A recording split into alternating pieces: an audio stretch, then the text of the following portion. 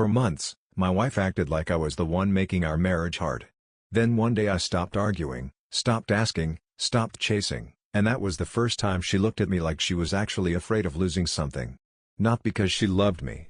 Because I was no longer easy to control. My name's Derek. I'm 38, I work as a regional sales rep for an industrial supply company outside St. Louis, and for most of my marriage I thought effort was the answer to distance. If your wife got quiet, you checked in. If she pulled away, you leaned closer. If the house started feeling colder than it should, you didn't match that energy. You fought for warmth. You stayed steady until the version of her you loved came back through the door. That belief nearly made a fool out of me. My wife, Melissa, and I had been married for 9 years. No kids. Just the two of us in a brick ranch on a quiet street where everybody waved when they mowed the lawn and nobody ever admitted what was really happening inside their homes. Melissa worked in office administration for a private surgical practice. She was organized, sharp, good with people when she wanted to be. In the early years, she was warm in all the ways that actually matter. Not performative. Not loud. Just naturally close. She'd meet me in the kitchen when I got home, slide her arms around my waist while I loosened my tie, ask about my day like she actually wanted the long answer. At night she used to fall asleep half on top of me, one leg draped across mine like her body didn't know how not to reach for me. That version of her didn't disappear all at once. It faded in pieces. At first, I told myself it was stress. That's what men like me do when the marriage starts going bad in ways we can't explain without sounding weak. We protect the person hurting us with excuses before we protect ourselves with honesty. Melissa's job got busier. One of the surgeons took leave, the schedule got more chaotic, and suddenly every week seemed to bring a new reason she was drained by the time she got home. I believed it because parts of it were probably true. The lie wasn't that she had stress. The lie was that stress explained all of it. What changed first was the warmth. She stopped greeting me at the door. Then she stopped coming into the kitchen when I got home. Then she stopped asking about my day unless politeness cornered her into it. And even then, she'd nod halfway through my answer while checking her phone or rinsing a dish or moving mail around on the counter like my voice was just another sound in the house. The affection went next. No more casual touches walking by. No hand on my shoulder. No leaning into me on the couch. No brushing against me in bed unless I initiated, and even that started feeling like I was asking for too much. If I put a hand on her waist at night, she'd go still. If I kissed her neck, she'd sigh. If I tried to talk about the distance, she'd act like I had just assigned her one more emotional errand she didn't have time for. The bedroom turned into a dead zone after that. Not overnight. That would have been simpler. It happened through repetition. Too tired. Too stressed. Too much on her mind. Early morning tomorrow. Headache. Stomach cough. Every reason delivered with the same clipped little patience that made me feel childish for even wanting closeness from my own wife. I'm not talking about fireworks or some unrealistic idea of marriage. I'm talking about the basic human feeling of not wanting your spouse to react to your touch like it interrupts something better. I tried to handle it well. That's the part I still replay sometimes. How hard I worked to be reasonable. I gave her space. Picked up more around the house. Cooked more often. Suggested dinner out, then stopped suggesting when dinner out always seemed to feel like pressure. I brought her coffee on rough mornings. Booked a weekend reservation once at a bed and breakfast she had mentioned liking months earlier. She canceled 2 days before because she said the timing was bad and I needed to stop trying to force moments when life was already busy. That word stuck with me. Force. Like wanting one good weekend with my wife had become something aggressive. The disrespect got bolder after that. Not screaming matches. Melissa wasn't that kind of woman. Her cruelty came cleaner than that. Cooler. More controlled. She'd correct me in front of people over dumb little things that didn't matter. Roll her eyes when I told stories. Answer simple questions like I was slow for asking them. Once at dinner with her sister and brother-in-law, I made some harmless joke about Melissa always rearranging the furniture every 6 months, and she smiled into her wine glass and said maybe if I had better taste, she wouldn't have to keep fixing my choices. Everybody laughed. Including me. That's the thing about public disrespect. If you don't laugh with it, suddenly you're the guy who can take a joke. So you smile. You let it slide. Then later you lie awake next to the person who made you smaller in a room full of people and realize she never once looked over to see if it hurt. I brought that one up later in the car. She told me I was too sensitive lately. That became one of her favorite lines. The others were predictable too. I was reading too much into things. I was making everything heavy. I was exhausting. I turned small moments into big emotional dramas. Every time I tried to talk about the actual problem, somehow we ended up discussing the inconvenience of my reaction to it instead. And for a while, I let that work on me. I'd apologize after arguments I didn't start. Tell myself maybe I was coming in too intense. Maybe I was making her feel cornered. Maybe if I asked less, needed less, expected less, she'd feel safe enough to come back on her own. She didn't. She got meaner in quieter ways. One night, I came home from a 2-day work trip and found her on the couch with a blanket and her laptop open. I set my bag down, bent to kiss her, and she turned just enough that I caught the side of her face instead of her mouth. Then she sighed and said she had been enjoying the peace and didn't want to reset the mood with a bunch of needy energy the second I walked through the door. I remember standing there in my own living room with the taste of airport coffee still in my mouth, trying to decide whether I had actually just heard my wife describe my presence as needy energy. Another time I asked if everything was okay between us, and she said, "You know what your problem is? You keep chasing reassurance like it's my full-time job to keep you emotionally stable." That one sat in my chest for days. Because once a woman starts talking to her husband like that, the marriage has already changed shape in a way most men don't want to admit. Still, I kept trying. Not loudly. Just enough to keep humiliating myself slowly. Then came the night I stopped. It wasn't some huge betrayal scene. No dramatic message on a phone. No lipstick on a collar. Nothing that clean. It was a Tuesday in early November. Cold outside. I got home late after a long drive back from Springfield, tired enough that all I really wanted was food, a shower, and 1 hour of peace before bed. Melissa was in the kitchen at the counter eating salad out of a bowl and scrolling her phone. I said hey. She said hi without looking up. I asked how her day went. She shrugged and said busy. Then I opened the fridge and saw the takeout container from a place we both liked, enough for one person and already half empty. I asked if she had eaten without me. She looked up then, annoyed already, and said yes, because she was hungry and didn't realize she needed my permission to have dinner in her own house. That wasn't what I had asked. I told her I was just asking. She laughed once and said that was exactly the issue, that every just asking from me came loaded with some emotional test she was too tired to take anymore. Then she added, "Honestly, Derek, being around you lately feels like work." That was it. Not because it was the cruelest thing she'd ever said. Because something about the flatness in her voice made it final. She didn't say it in anger. She said it like a fact she had grown too comfortable carrying. Like whatever shame should have stopped her from speaking to her husband that way had already burned off long ago. And for the first time in months, I didn't defend myself. I didn't explain my tone. I didn't ask what she meant. I didn't try to rescue the conversation before it got uglier. I just nodded once, closed the fridge, and made myself a sandwich without saying another word. That seemed to throw her off.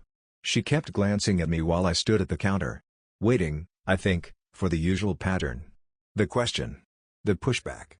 The hurt look. The attempt to fix what she had just broken with one sentence. When it didn't come, the room changed. I could feel it. Melissa shifted in her chair, set her phone down, then picked it back up again. Finally she asked if I was seriously not going to say anything. I told her no. Just that. No. Then I took my plate to the den, ate in front of a game I didn't care about, showered, and went to bed without reaching for her. That was the first night in a long time I didn't try. No touch. No conversation. No hoping. No silent negotiation with myself about whether this would be the wrong or right moment to ask for the smallest sign I still had a wife instead of a critic with a house key. And the strange part was, Melissa noticed immediately. She asked if I was okay twice the next morning. Twice. Not because she suddenly cared how I felt. Because for the first time in months, she couldn't feel me chasing her anymore. The shift lasted less than a day before Melissa started testing it. That was the first thing I noticed. She didn't soften. She didn't come to me with some late realization that maybe she'd crossed a line the night before. No apology. No awkward attempt to reset the tone. What she did instead was keep poking at the old pattern, like she couldn't quite believe I had stepped out of it that easily. Wednesday morning, she stood in the kitchen with her coffee and asked if I was mad at her. Not because she sounded worried. Because she sounded irritated by the uncertainty. I told her no. She asked if I was sure. I said yes. Then I grabbed my keys, kissed the cat on the head because he was weaving around my ankles, and left for work without filling the silence in for her. That unsettled her more than any argument would have. Before that night, Melissa always had something to push against. If she rolled her eyes, I'd ask what that was about. If she made a cutting comment, I'd try to address it. If she pulled away, I'd still be the idiot looking for some version of closeness in the wreckage. The whole rhythm of our marriage had started depending on me chasing repair while she decided whether to grant any of it. The second I stopped, the balance changed. Not dramatically at first. Just enough to feel. That evening, I came home and found her in the living room pretending to watch one of those real estate shows she liked. Usually I'd sit down and try to make conversation, maybe ask about her day, maybe absorb whatever mood she brought into the room and work around it. This time I changed clothes, heated leftovers, and ate in the kitchen. She came in twice while I was at the counter. The first time to get water. The second time to ask if I wasn't hungry enough to sit at the table. I told her I was fine where I was. She stood there a second longer than necessary, waiting again. For irritation maybe. A complaint. Something. When none came, she went back to the couch. Later that night in bed, I rolled to my side and stayed there. No reaching. No trying. No restless little touches meant to remind her we were still married. Around 10 minutes after the lamp went off, she asked if I was tired. I said yeah. Then she asked if everything was okay at work. That one almost made me laugh, because suddenly she had questions. Suddenly she could feel the absence of effort she had spent months training me into, and now that it was gone, she wanted to know what had changed. Not because she missed me. Because she missed being the one who decided when connection mattered. I told her work was fine. She lay there quietly after that, and for the first time in a long time, I could feel her attention on me in the dark. Not warmth. Awareness. That became the pattern over the next week. Melissa started noticing me. Not in loving ways. In suspicious ones. If I stayed later at the office than usual, she asked why. If I came home and went straight to the den instead of orbiting her mood in the kitchen, she'd wander in 20 minutes later with some fake practical question about dinner or laundry or whether I had seen her charger. Not because she needed the answer. Because she needed contact she hadn't had to ask for before. One night she made pasta and actually plated mine before I got downstairs. That had not happened in months. I thanked her, sat down, ate, and didn't turn it into anything bigger than dinner. That seemed to bother her too. Because the old me would have read it as a sign. Proof she was thawing. A reason to lean back in and test whether we could find our way to each other again. Instead, I just ate and went to the garage afterward to reorganize tools I didn't really need to reorganize. When I came back in, she was standing in the kitchen with her arms crossed. She asked if I was avoiding her. I said no. She asked what exactly this whole thing was then, because I had been weird ever since Tuesday. There was that word again. Weird. The label people use when your behavior stops serving them and they need to make it sound irrational before you get too comfortable in it. I told her I was just tired. She stared at me for a second like she knew I was using the same kind of non-answer she had fed me for months and hated what it felt like on the other side. Then she said, "You don't get to punish me with silence just because I was honest." That one landed in an interesting way, because buried inside it was the part she didn't mean to say out loud. She knew Tuesday had changed something. She knew I heard her clearly. And more than that, she could already feel that I was no longer scrambling to win back the version of her that kept treating me like a burden. I told her I wasn't punishing her. I was listening. That shut her up for a second. Then she laughed once, dry, and said if this was my new approach, it was childish. Maybe it was. Maybe not. But what I knew for sure was this: the more emotionally quiet I got, the more Melissa started losing her footing. She had built the whole dynamic of our marriage around my reaction. My hurt. My effort. My willingness to keep begging for scraps of softness from a woman who had gotten too comfortable deciding when I deserved any. Without that, she didn't seem to know which version of me she was dealing with. And that made her watchful. I started noticing it in small things first. She checked where I was in the house more often. Asked if I was going out when I put shoes on, even if I was just taking trash to the bin. Hovered in doorways longer. Looked up quicker when my phone buzzed. Not because she suddenly became affectionate. Because once I stopped orbiting her, she started having to wonder where my attention had gone. The irony wasn't lost on me. For months I had lived with her emotional absence and all the quiet humiliations that came with it. The turned shoulders. The eye rolls. The clipped replies.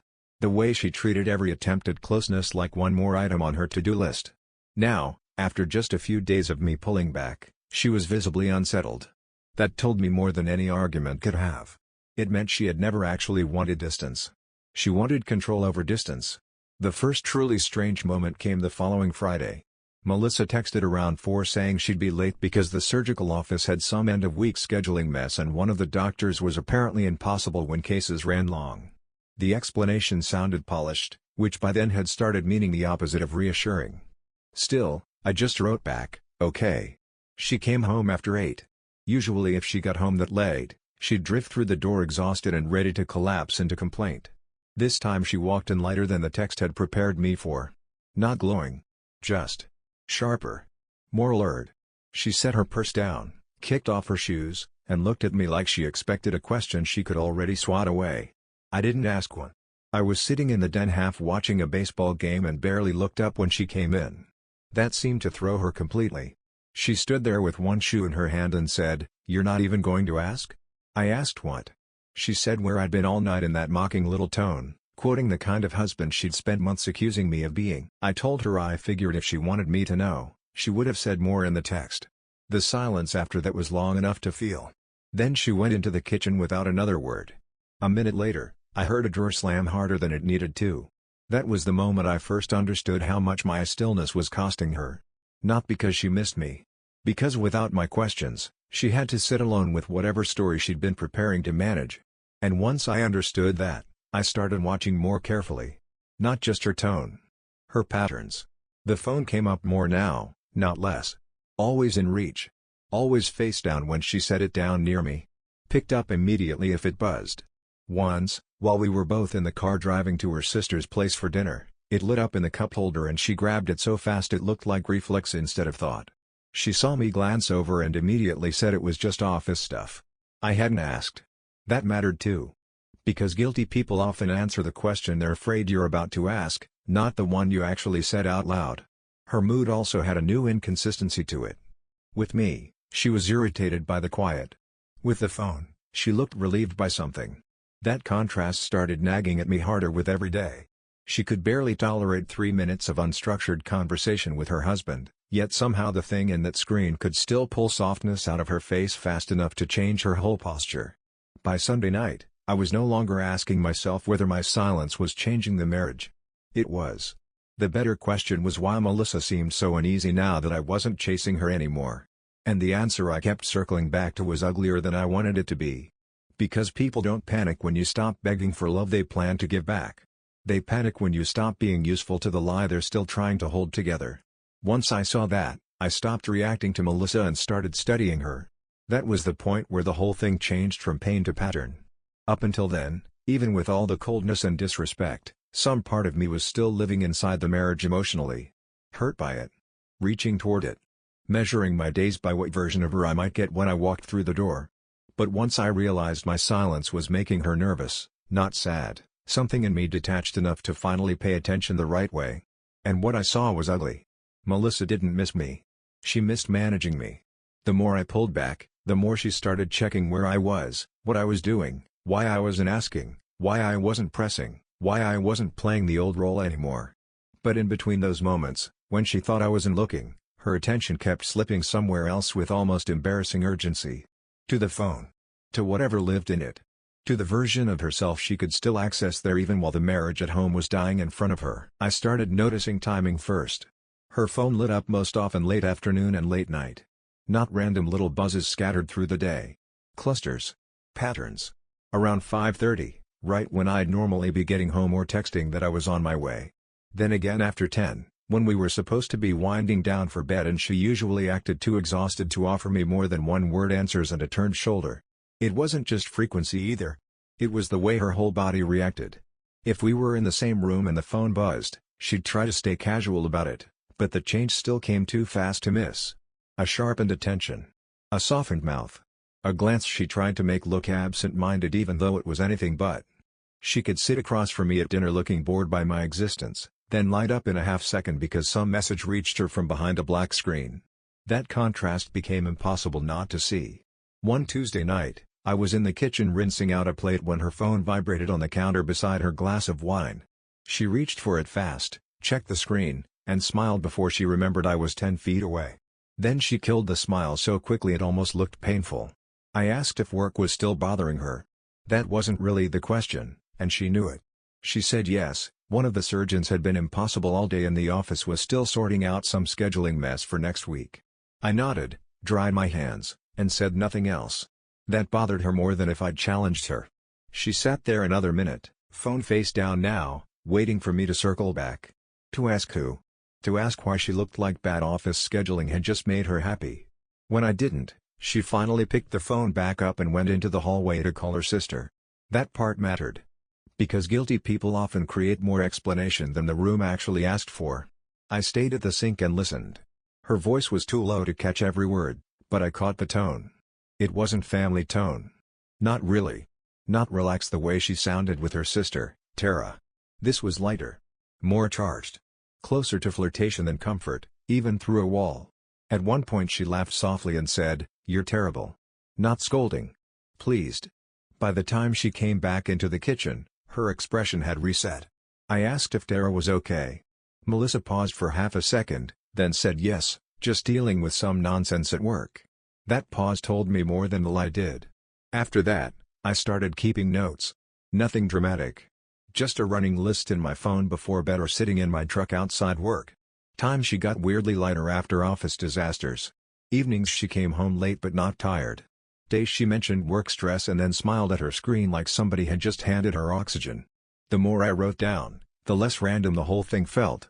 Then I started looking backward. That was harder, because once I stepped out of my own feelings enough to really map it, I could see that Melissa's mood shifts had been following another rhythm for a while. Her sharpest irritation toward me usually came after I got too close to something. A simple question. A check-in text. Me noticing she was late. Me asking why she hadn't answered. And the cruelty had escalated exactly when my questions got more direct. That's what finally made the whole gaslighting pattern click into place. She wasn't calling me needy because she believed I was needy. She was calling me needy because that label let her shut me down fast whenever I wandered too near the truth. The first real break came on Thursday. Melissa had left for work early, and I was halfway through my coffee when I noticed her iPad still charging on the side table in the den. She usually took it with her if she thought she might need it for office scheduling or remote access stuff. This time she hadn't. I told myself to leave it alone. Then it lit up. Just once. A notification across the screen. No long message preview. Just enough. "Ryan, you good?" "He's still quiet?" I went completely still. Ryan. Not Tara. Not some female co-worker. Not office stuff. Ryan. And worse than the name was the second half. "He's still quiet?" There it was. Not just proof of another man. Proof that my change in behavior had become a topic between them. I stared at the screen until it dimmed again. My pulse had kicked hard enough that I could feel it in my throat. Then I picked up the iPad. It wasn't locked. That surprised me more than it should have. Maybe she had gotten sloppy. Maybe she had started believing her own version of me so deeply that she no longer thought I had any edge left in me. Whatever the reason, the opening was there. I took it. The thread with Ryan wasn't long. Or maybe it had been and she had cleaned it. That's what it looked like to me. Gaps. Weird jumps in tone. Messages that felt like the middle of conversations, not the beginning. But there was enough. Can't talk long. He's home. I swear he's acting different now. Maybe he finally got the hint. Then Ryan. Or maybe he knows more than you think. And Melissa. If he knew, he'd say something. He always does. That one hit hardest. Because it told me exactly how she saw me. Predictable. Reactive. Easy to manage because I always spoke as soon as I felt something. Easy to dismiss because she knew my patterns while I was still blind to hers. I took quick screenshots and sent them to myself. Then I deleted the sent notification, locked the iPad, and put it back exactly where it had been. By the time I stood up, my hands were steady again, but something inside me had gone colder than I knew was possible. Ryan wasn't just some emotional side channel. He was somebody who knew about me. Knew enough to ask if I was still quiet. Knew enough to understand my role in Melissa's life while I was still being treated like the difficult husband whose only crime was noticing his own marriage disappearing. When she got home that evening, I didn't confront her. That was the hardest part. She walked through the door talking about how one of the surgeons had thrown the whole schedule off and how everybody at the practice was paying for one man's ego. Same tired wife tone. Same perfectly reasonable stress story. And now I could hear the structure of it. The cover. The way it gave her just enough emotional fog to explain why she'd be distracted, cold, hard to reach, impossible to pin down. I nodded in the right places, took the grocery bag she handed me, and asked if she wanted chicken or pasta for dinner. For just a second, she looked relieved. That relief made my stomach turn. Because now I knew what it meant. She thought the mask still worked. That night, lying in bed beside her while she texted under the blanket with the screen turned low, I wasn't wondering anymore whether there was somebody else. I was wondering how long Ryan had been hearing about me while I was still in the next room trying to save a marriage she had already started narrating to another man. The next morning, I already knew what I was going to do. Not the speech. Not the exact words. But the shape of it. I wasn't going to ask Melissa a dozen more questions and give her 12 more chances to turn truth into attitude. I wasn't going to hold up screenshots like evidence in a courtroom and let her start crying about privacy before we ever got to betrayal. I wasn't going to hand her the old version of me one more time. The one who reacted fast enough to be controlled. I was going to make her say it in a room where there was nothing left to hide behind. That Friday, I came home early. Not suspiciously early. Just early enough to beat her by maybe 40 minutes. I showered, changed clothes, and sat in the den with the TV on low and my phone in my hand, Ryan's name and those screenshots sitting behind the lock screen like a second pulse. The house was quiet in that weird late afternoon way suburban houses get before everybody returns to whatever version of family they're pretending to be. Melissa walked in at 6:12. I remember the exact time because I looked at the clock when the garage door started rattling up. She came through the kitchen carrying her tote and her lunch bag, keys between two fingers, face arranged in that tired, mildly put-upon expression she always wore when she needed the evening to start on her terms. She saw me in the den and hesitated for maybe half a second. Just enough for me to know she had been expecting to arrive to an empty room or at least to the easier version of me. Then she smiled. Small. Cautious. A test. "Hey," she said. I said hey back. She asked why I was home so early. I told her my last stop canceled. Then I asked if she could come sit down for a minute. That was when the air changed. Not dramatically. She didn't freeze. Didn't drop her bag. Didn't suddenly look guilty. Melissa was too controlled for that. But I saw it. That tiny tightening around the eyes. That quick internal adjustment of somebody realizing the room might not belong to them tonight. She set her things down in the kitchen and came into the den, but she didn't sit right away. She asked what this was about. I told her I wanted to talk about Ryan. Everything in her face stopped. Not confusion. Recognition. That mattered more than anything she said after. Then came the first lie, exactly on schedule. She asked who Ryan was. I looked at her for a second and said, "Don't do that." That landed harder than I expected. Probably because I said it calmly. No anger. No wounded tone. Just final. She sat down after that, slowly, and folded her hands in her lap like she was trying to turn herself back into the reasonable one by posture alone. Then she asked where this was coming from. I told her the iPad had lit up. I told her I saw the messages. I told her I knew Ryan knew about me, knew I'd gone quiet, knew enough about our marriage to ask whether I was still quiet. I told her I was done being painted as paranoid for noticing things that were obviously real. She started crying before I even finished. That almost got me for 1 second. Not because I believed it changed anything. Just because it is always a shock seeing emotion show up so quickly after months of being treated like your own pain is too exhausting to acknowledge. But then I remembered the messages. The way she wrote about me. The way she said if I knew, I'd say something, because I always did. She wasn't crying because she finally saw what she had done. She was crying because the script had broken. I asked how long. At first she said it was mostly emotional. That phrase made something dark move through me. Mostly emotional. Like there were percentages on betrayal. Like the category mattered more than the deception. I asked again. This time she said they'd been talking for around 5 months. It started through work. Ryan handled external vendor coordination for one of the surgical practices service groups. Calls became jokes. Jokes became lunches. Lunches became a place she started putting all the patience and attention she had stopped bringing home to me. Then I asked when it turned physical. That was the question she didn't want. She covered her mouth first. Looked down. Shook her head like the shape of the truth itself was too ugly to say in one clean line. Then she whispered, 6 weeks. 6 weeks. That number rearranged everything behind it. The blocking. The labels. The way she sharpened every simple question into an attack. The sudden panic every time I got too close to naming what was wrong. For 6 weeks, My wife had already been sleeping with another man while teaching me to doubt whether I was even allowed to ask why she was late. I asked if that was why she kept calling me needy. She cried harder at that. I asked if that was why I was controlling whenever I wanted a straight answer. Why I was paranoid whenever I noticed her phone lighting up. Why I was suffocating when I asked if she was coming home. Why every ordinary concern from a husband had to be turned into a flaw in my character. That was when she finally told the truth in the ugliest way.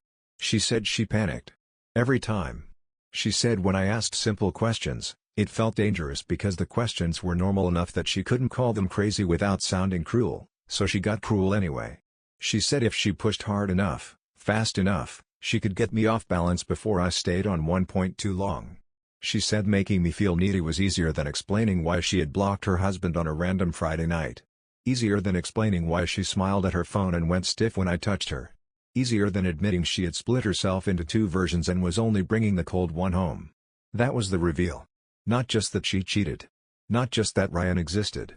But that the cruelty had never been confidence. It had been panic. She wasn't dismissing my instincts because they were wrong. She was attacking them because they were right enough to scare her. And once she said that, I think something in both of us finally went still. Because there was no softer version of what she had done left to hide inside. I told her we were done. She started talking immediately after that. Counseling. Time apart. A mistake. A bad season. Confusion. She said Ryan had gotten in her head when things between us were already tense. She said she didn't think it would go this far. She said she hated who she had become. Maybe some of that was even true. It didn't matter. Because cheating was one betrayal. Gaslighting me until I apologized for noticing it was another one entirely. I told her to pack a bag and stay with her sister for now. That stunned her more than the confrontation had. I could see it on her face. She had prepared herself for pain, for anger, for pleading maybe. But not for clean consequences delivered by a man she had spent months treating as emotionally dependent on her approval. She asked if I was serious. I told her yes. Then I stood up and walked into the kitchen, not because I had anything to do there, but because I couldn't sit across from her another second listening to somebody negotiate the terms of damage she had already done on purpose. She left that night with one suitcase and red eyes and a face I would have once crossed any distance to comfort. I stood at the front window and watched her back out of the driveway onto the porch light, then disappear down the street like any other spouse heading somewhere temporary. Only this time, nothing about it felt temporary. The aftermath was quieter than the months leading up to it.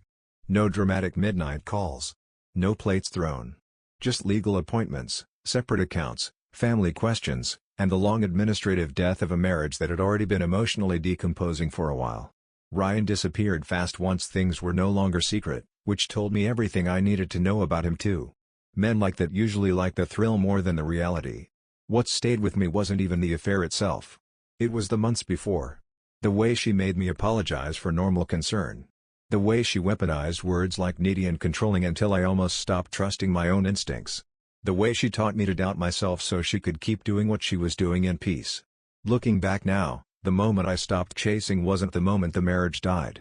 It was the moment I finally became hard to manipulate, and that was when her panic started showing through the cracks.